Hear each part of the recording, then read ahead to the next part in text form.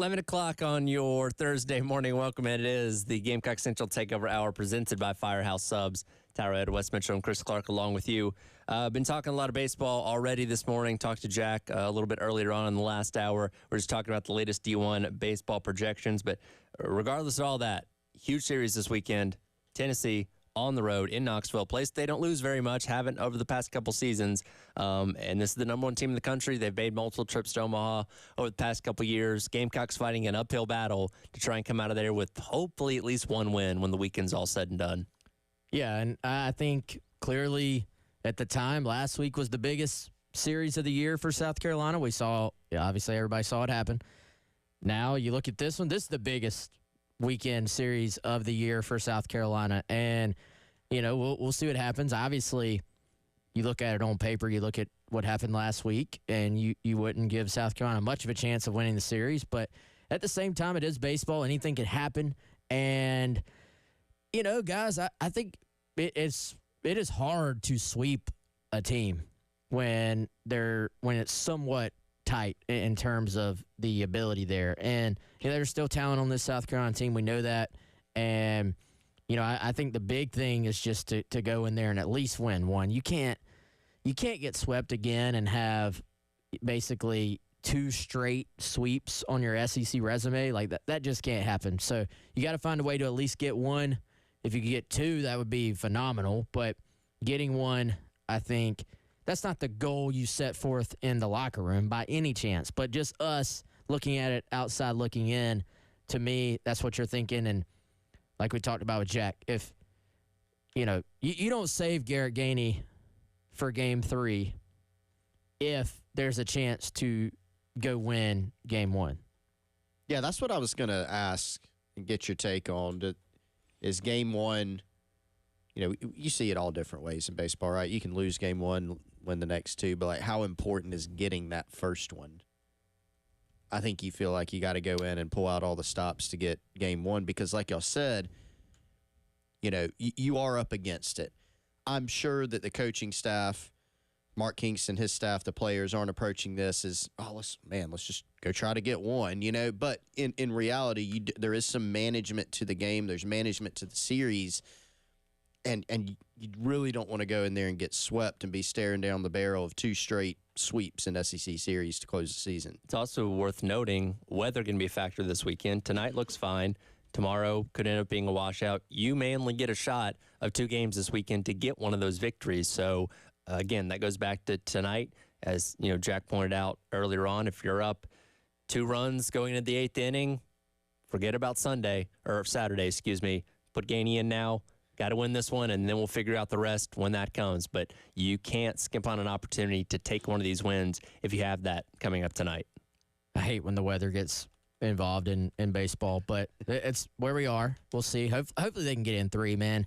But shoot, if you went up there and played 2 and split them, that's... Hey, you'll take that. You'll take that all day long. Garrett Gainey, though, has been a revelation. Like, the fact that he has turned into South Carolina's best pitcher and did not come in with good numbers from Liberty is probably the biggest, most surprising story of the entire year. And I was like, you know what, maybe just coming out of the bullpen, especially with his sort of emotion that he pitches with, maybe this is just perfect for him, that he can come in, let it all hang out. He knows, he's going to go an inning or 2, every now and then 3. But you're a bullpen guy. You attack it a little bit differently than you do as a starter, where you're more like, let me try to manage myself a little bit and try to get through 5. Can I go through a batting order, not just once, but twice and sometimes 3 times? Well, he comes out and has one of the best starts of the entire season against a lineup that the rest of your staff really just struggled against last week. And so he showed, what can't Gainey do at this point? He's their best pitcher. I think you got to find a way to let him impact hopefully a win this weekend. And to me that also goes back to my point of it's just really hard to sweep any team. South Carolina is in position to win that game on Sunday. As bad as the weekend went for them, they should have won the game on Sunday, and they let it completely get out of hand the final 2 innings. Well, and here's something I've been thinking about for this weekend that's a tough proposition. I mean, we've talked about all throughout the season how it seems like we know South Carolina's played an incredibly difficult schedule. That's helping their RPI actually as the postseason play approaches. But Tennessee, they've gotten hot. They're a unanimous number one. Like I'm sitting here looking at the game notes. They are number one in all 5 of the major rankings categories. And after the Georgia game, like you said, Wes, at home, South Carolina's pitching staff really struggled against that Georgia lineup. Mark Kingston was like, hey, we've played a lot of really, really good offenses, and that was the best that I've seen. Well, go look at what Tennessee's doing from a hitting perspective.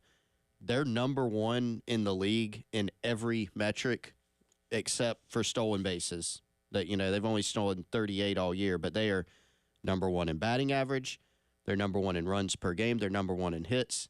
And they're number one in homers, right? Mm-hmm. After the Homer Fest that we just saw Georgia put on this past weekend. So this thing is not going to get any easier. You got to go on the road now, and you got to play a team that's hot and a team that is hitting extremely, extremely well as of late. Yeah, and we talked about this with Jack in the last hour. They're 1 through 5. All has an OPS of over 1,000.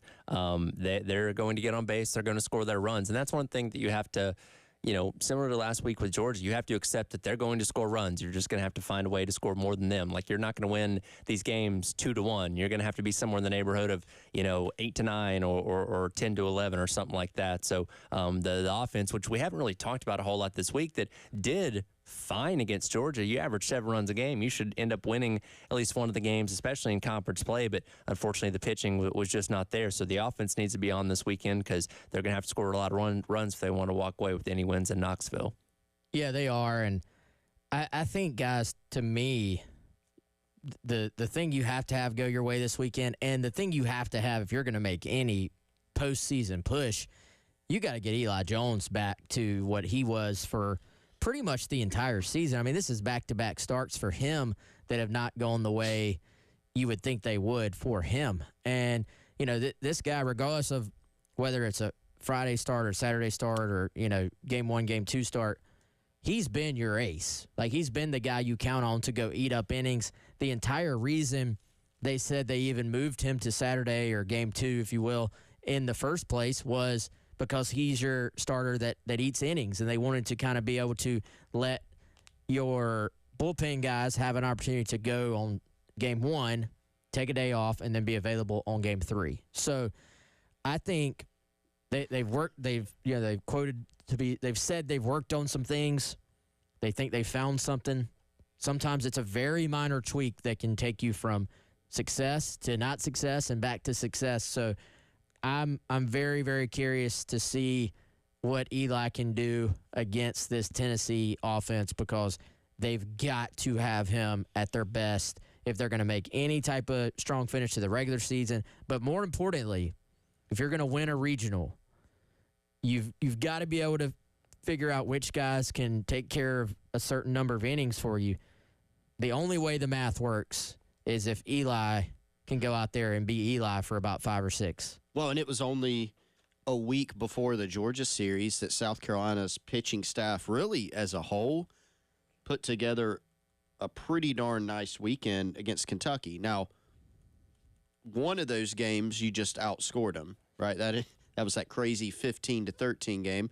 That wasn't a great performance by your pitching staff, but in Game 3, you blanked Kentucky. Now, remember, Kentucky at that time was number 4? Mm-hmm. That was they had just lost a series to Tennessee the weekend before, but that was a team that had not gotten shut out all year, who was hitting extremely well. They went the following weekend and beat Arkansas in a series. So Kentucky is a very, very strong offensive team.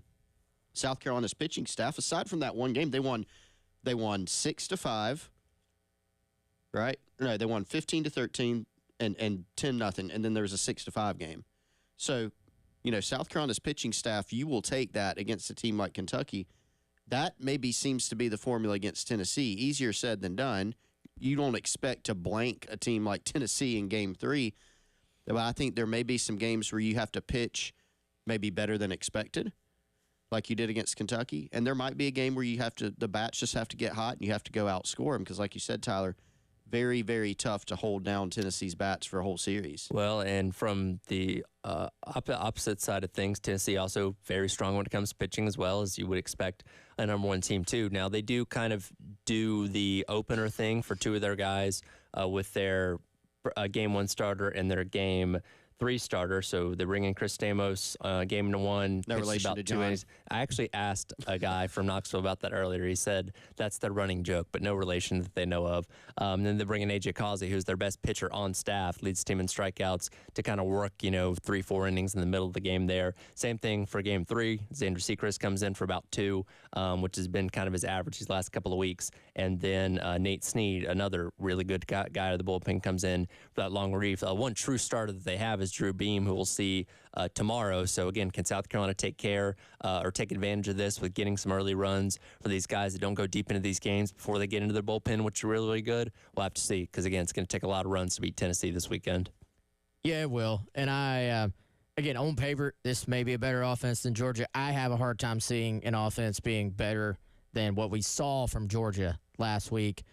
I'll tell you another guy that I think Carolina's got to have a strong performance out of down the stretch, who I thought they were going to be counting on quite a bit, is Matthew Becker.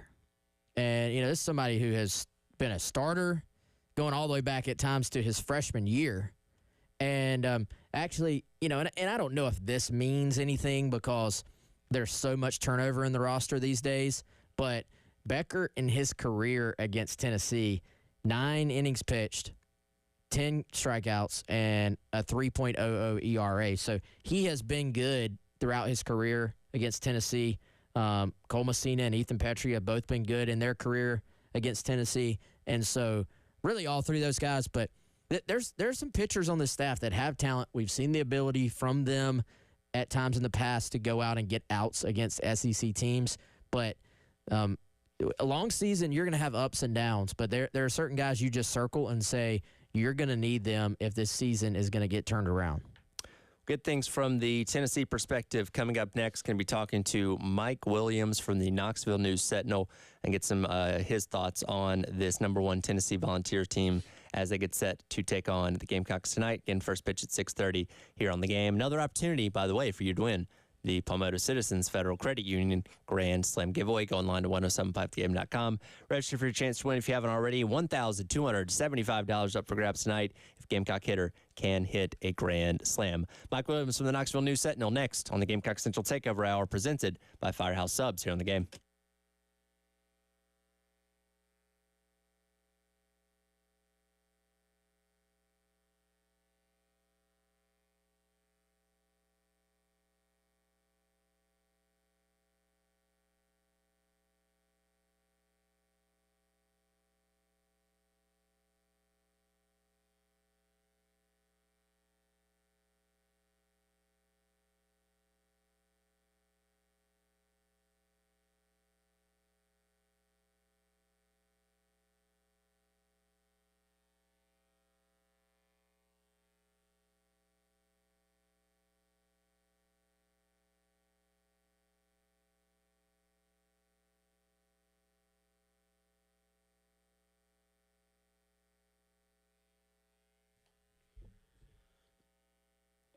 All right, guys, if you're hungry, I've got a lunch recommendation for you. And honestly, it's the same one that I give every day because we love our friends at Firehouse Subs. They have a new sub that you need to try. It is back for a limited time only. If you haven't had it yet, get it before it's gone. It's the barbecue Cuban sub. It features slow smoked pulled pork, honey ham, melted Swiss, golden mustard barbecue sauce, chipotle slaw, and to top it off, spicy pickle chips, all on a toasted sub roll. It is Southern Roots with a Cuban twist. Try the barbecue Cuban sub at Firehouse Subs today. 14 different locations around the Midlands, and you can get it easily at the location closest to you by using the Rapid Rescue to go. FirehouseSubs.com or the Firehouse Subs app. And a portion of every purchase helps provide much-needed life-saving equipment to first responders around the country. Firehouse Subs. Enjoy more subs. Save more lives.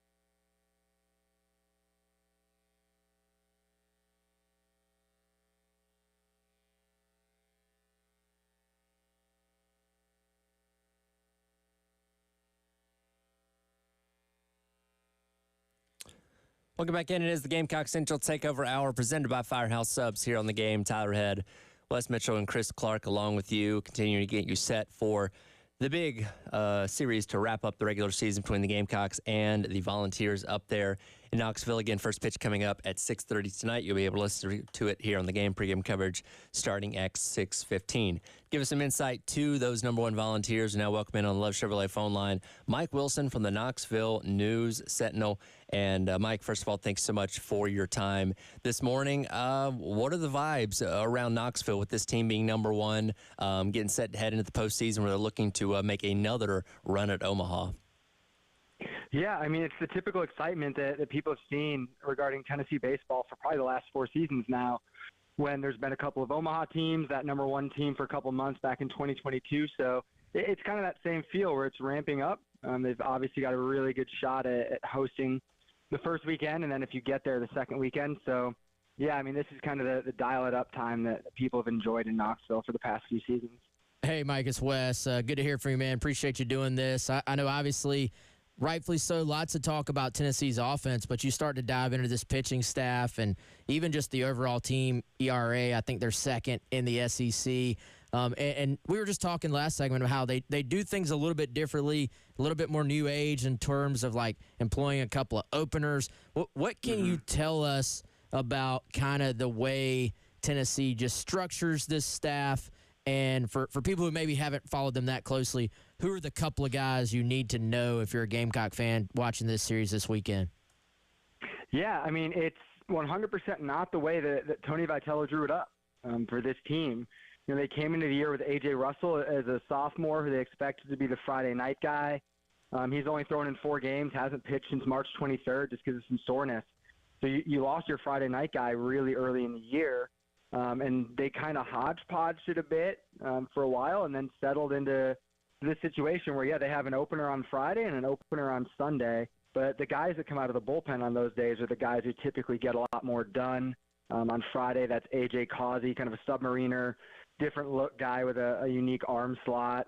And then on Sunday, it's Nate Snead, who's a guy who hits 100, Wichita State transfer. So, yeah, they opener both those games and kind of pitch it backward, but it's been successful for the way they've done it. And then on Saturday, it's Drew Beam, who everyone's pretty familiar with at this point. He's been a staple of Tennessee's weekend rotation for 3 straight seasons. So it's an interesting staff in that it might be what they've done with the staff is probably more impressive than what they've done with the offense because they don't have a ton of depth there, and you lost your Friday night guy early in the year. So the fact they're ranked as highly statistically as they are really speaks to what Frank Anderson's done. Mike, Chris Clark here. When you look at Tennessee's conference record throughout the season, I mean, they're 19-8, so they've obviously dropped a game here and there, but very little in the way of series losses, right? They dropped one early in the season, I believe, to Alabama, but they've been rolling ever since, shooting up the polls all the way to number one consensus. But what are the weaknesses, if any? What are maybe the chinks in the armor for Tennessee? We've all been talking here before you came on with us about maybe South Carolina's path and what it could look like to take a game or even take 2 games in this series. What would that have to look like? What areas has Tennessee maybe shown some struggles in, if any, this year? Yeah, I mean, Tennessee's lineup is obviously ballyhooed for what it is, but most of that production comes from the top 5, 6 guys in that lineup. The bottom third of the order has at times been an absolute black hole. It was that Sunday at Vanderbilt when Tennessee was shut out. They got 2 runners on with no outs, twice late innings, and both times the bottom of the order just rung up strikeouts real fast. So that's kind of a spot where you can get them. I mean, most of the damage is done again by the top 5 primarily. Hunter Ensley in the 6 holes kind of come on lately, but 7, 8, 9 spots they just haven't gotten consistent production out of, especially at DH. And the other spot, again, I mean, the pitching staff is a little bit more on the thin side. I mean, they rely on A.J. Causey and Nate Snead going, 4 or 5 innings at least when you talk about them being that piggyback starter on Friday and Sunday. So if you can get to those guys, you're going to have some success against Tennessee. And that's kind of what Vanderbilt did on Sunday, knocking Xander Sechrist out early on Sunday and getting to Snead. So those are kind of the spots where I think you can have a little bit of success. Again, talking to Mike Wilson from the Knoxville News Sentinel and ahead of tonight's game one between the Gamecocks and the number one Volunteers. Along kind of those same lines, when you look at this South Carolina team, and everybody's pretty down on them coming off the weekend sweep against Georgia, what stands out to you? What do you think could give the Volunteers trouble this weekend from South Carolina's perspective? I mean, South Carolina still got some dudes that can hit the ball out of the park. That's for dang sure. And Lindsey Nelson Stadium plays small because it is small.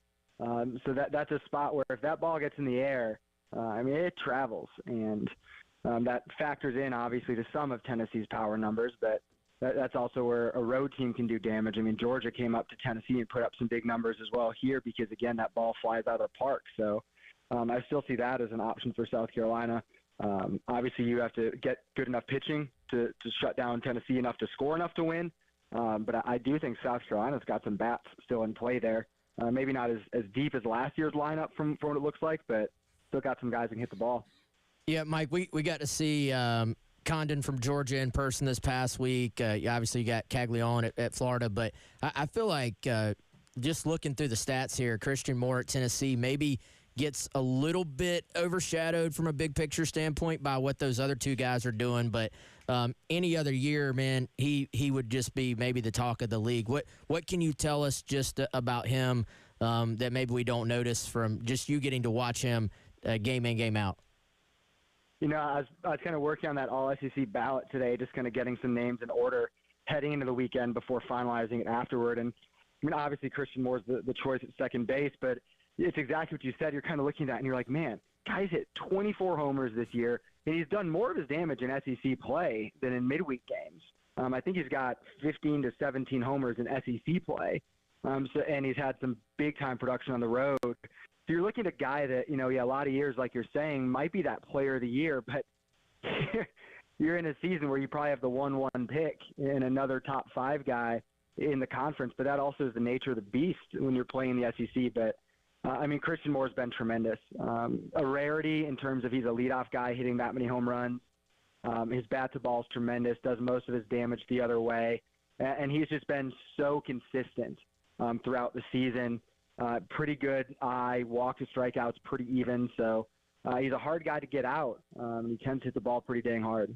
Somebody else at the top of that lineup that Gamecock fans going to be pretty familiar with, Billy Amick transferring over from Clemson. That's somebody that South Carolina was actually hoping to land out of the portal themselves, last summer. What has he brought to this offense? And like everybody else at the top of this lineup, his numbers are really, really good. He's been tremendous. He plugged into the 3-hole in the first couple weekends of the season and hasn't left it. Did miss 7 games with an appendix issue and still has, 18, 19 homers right now.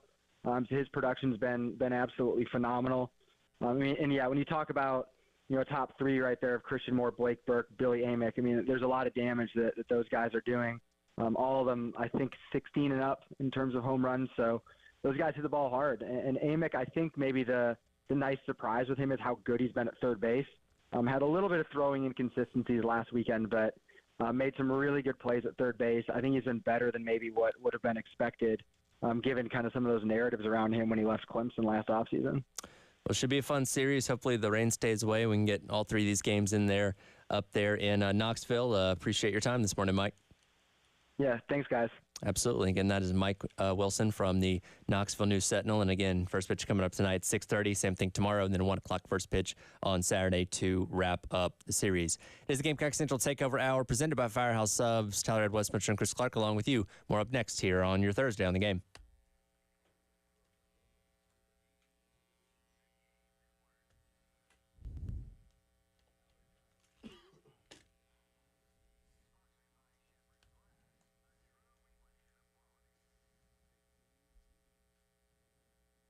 All right, guys, let me tell you, as I do every single week, about our friends at Classic Roofing, offering residential and commercial roofing services, not just in Columbia, South Carolina, but in the surrounding areas as well.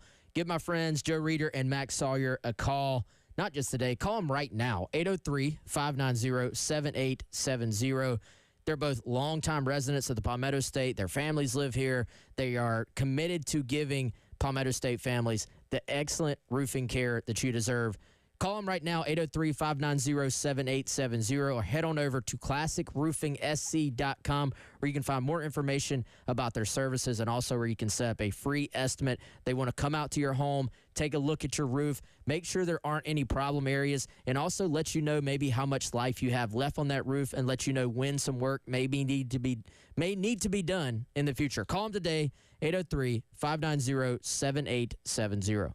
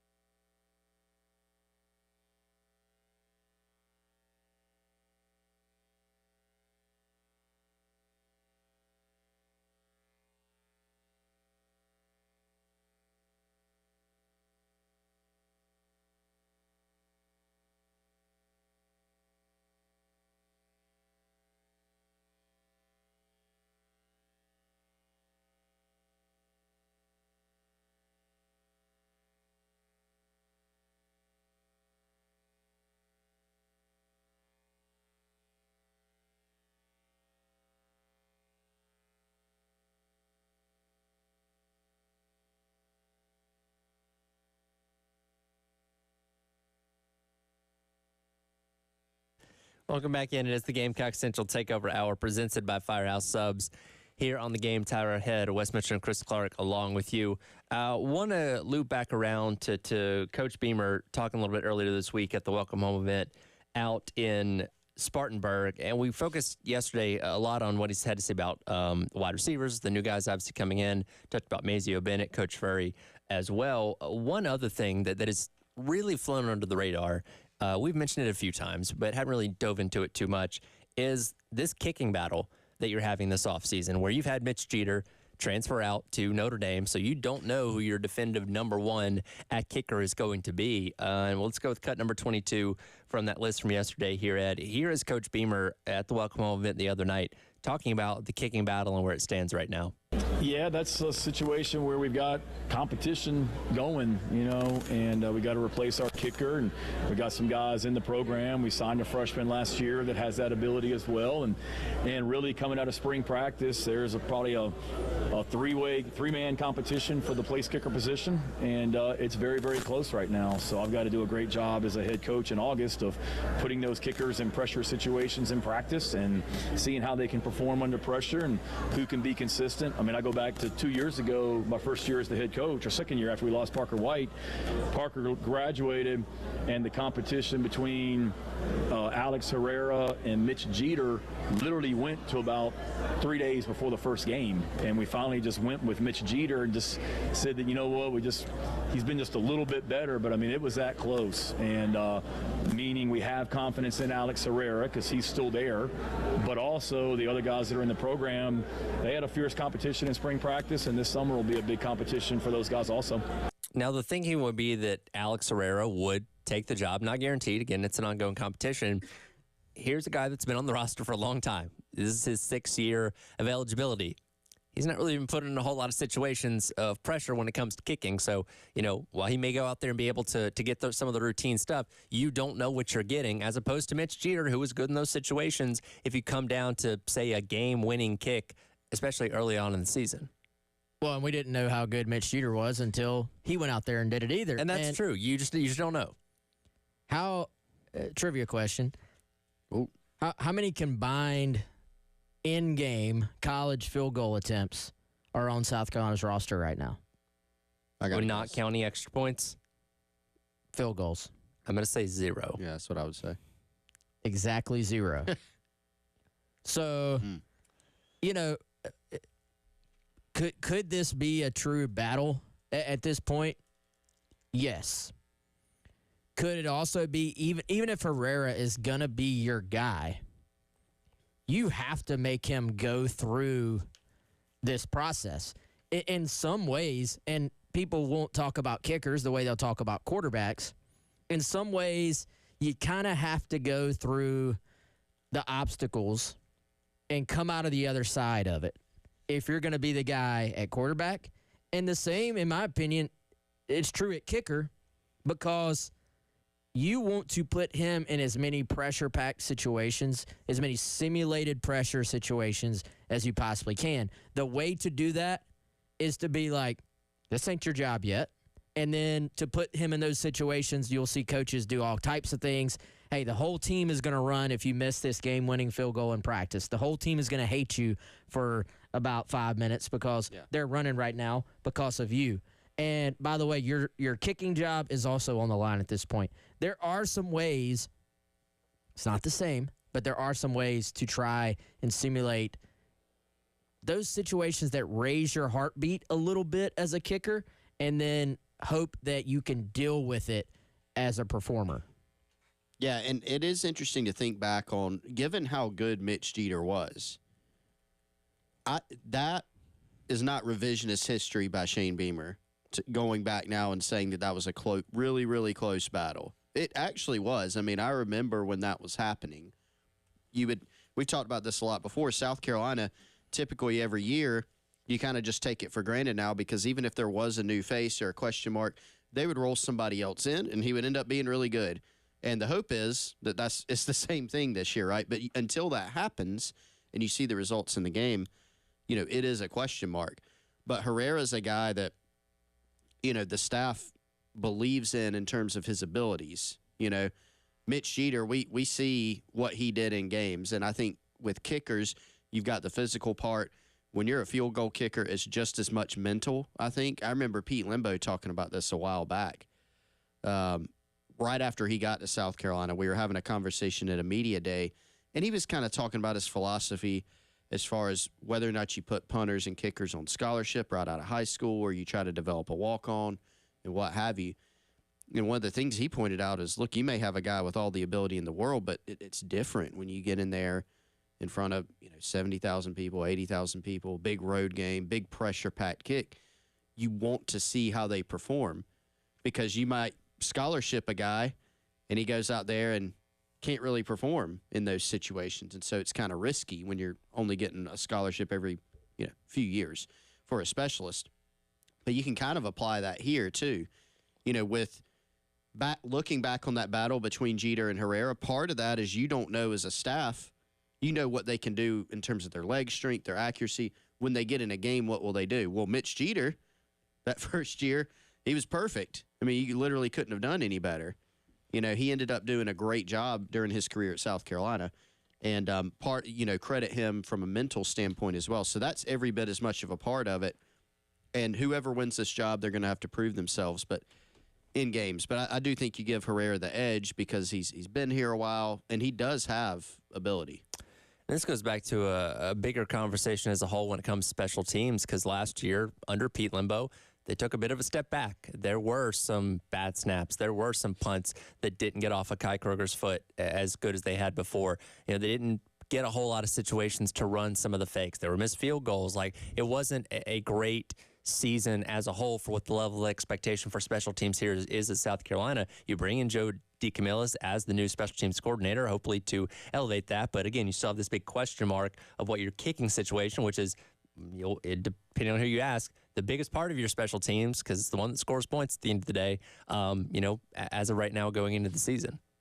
Yeah, I think that, and Beamer mentioned this to me and Chris when we had our offseason sit-down with him, there were going to be some changes to special teams anyway. And we're not talking about wholesale, redo everything. More talking about tweaks. And so there were some things they wanted to do anyway without giving away what those details were.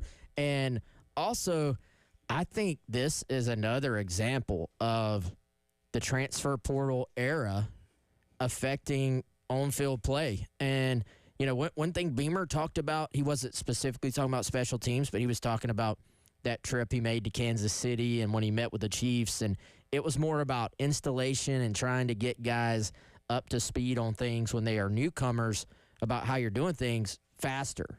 And so, how many years has your special teams depth chart kind of been built out by not necessarily starters, but maybe that guy who does everything right but just can't quite break into the starting lineup and is on your team for 2, 3, sometimes 4 years impacting special teams.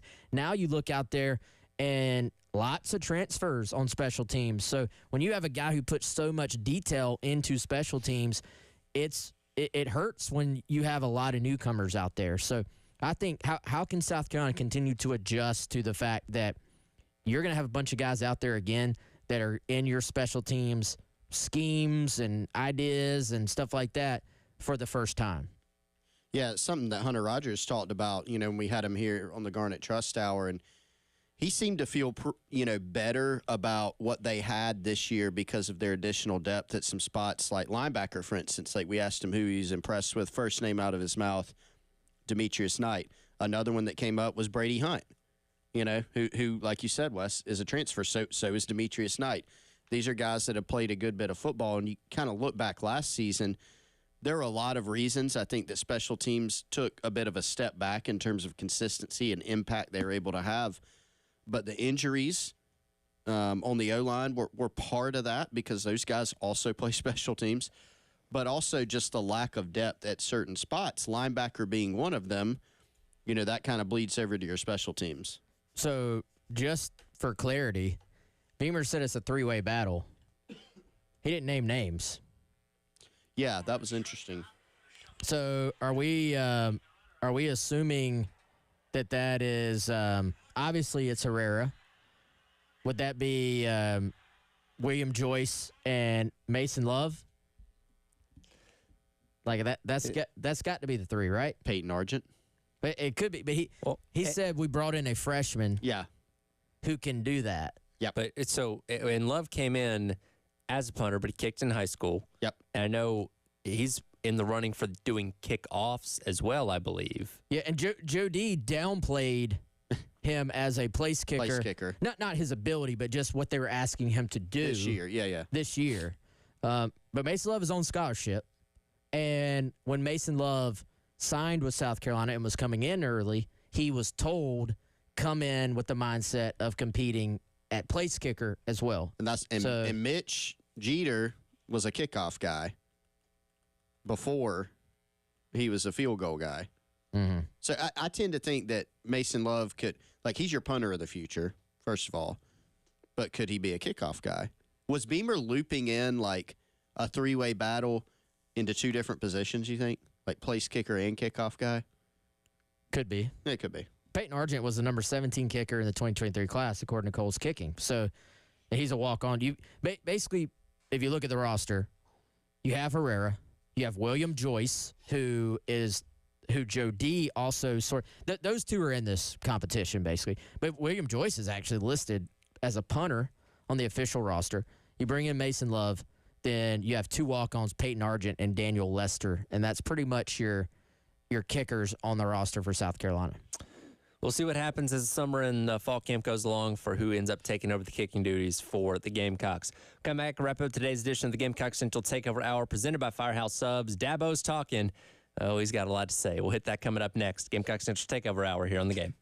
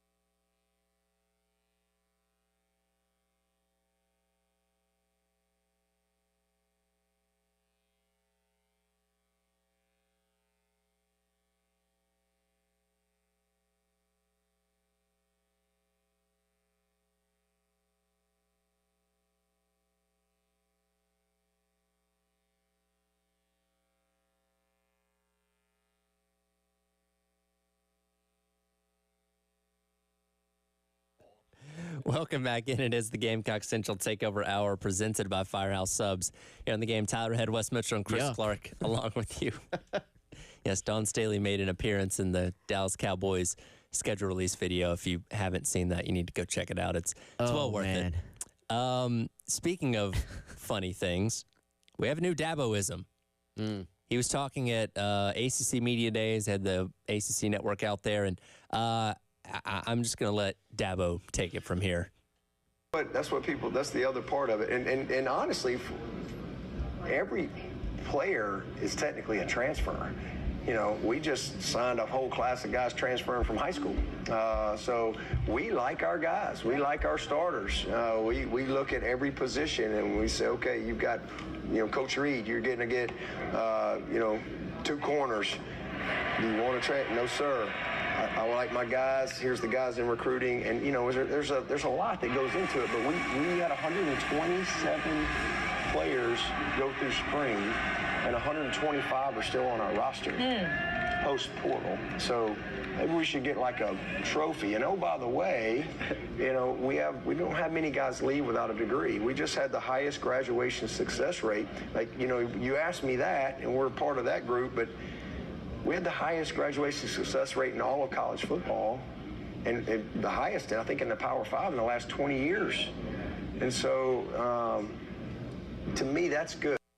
I believe the word he's looking for is graduate, or for our friends north of the border, matriculate. That's what you do when you go from high school to college, not transfer.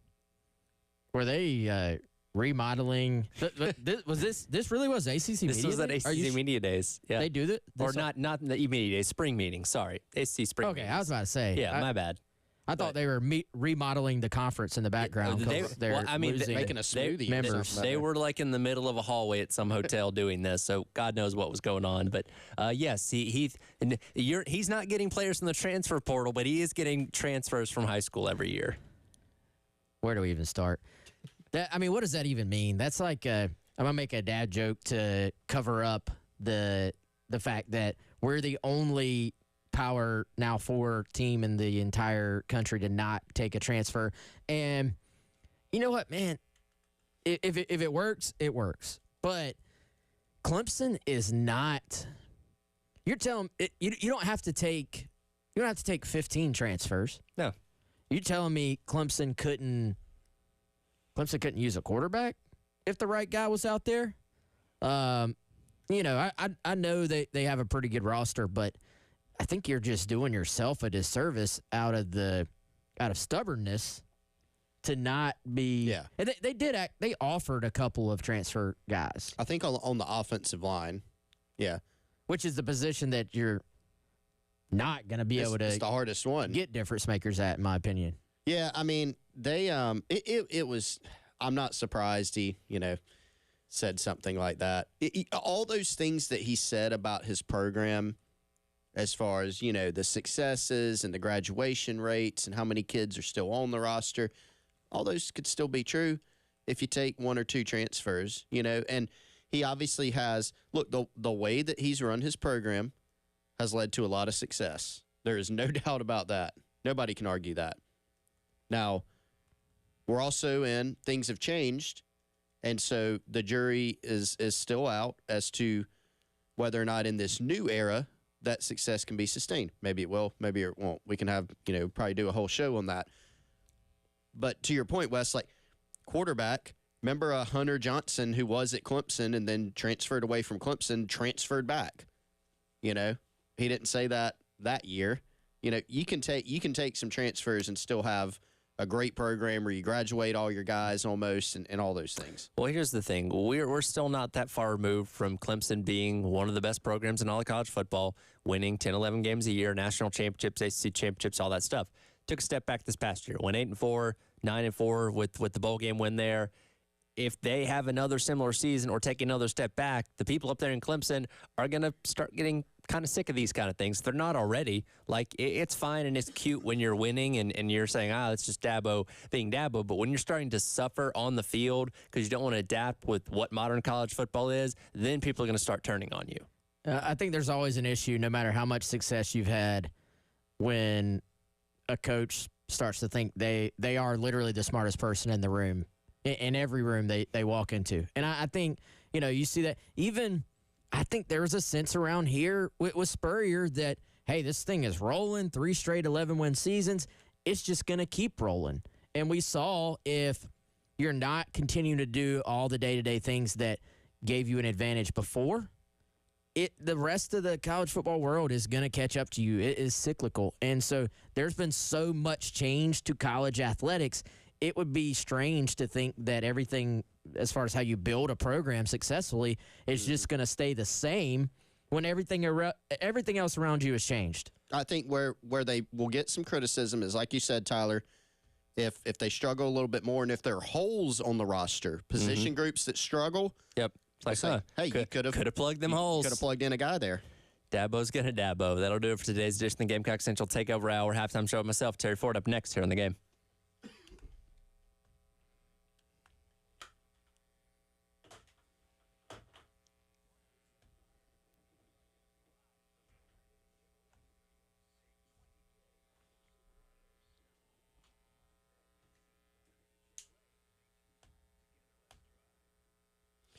Our friends over at Integrated Media can take your home to the next level and make it a smart home. Now, you may be wondering, what is a smart home? It's where you can enjoy modern conveniences at the home that you already have, because they can make adjusting your thermostat super easy, and you can control all your lights, your devices, your thermostat, your security and cameras from the touch of a button on your smartphone. They can also do home theater installations. They can mount your TV. They can put in Sony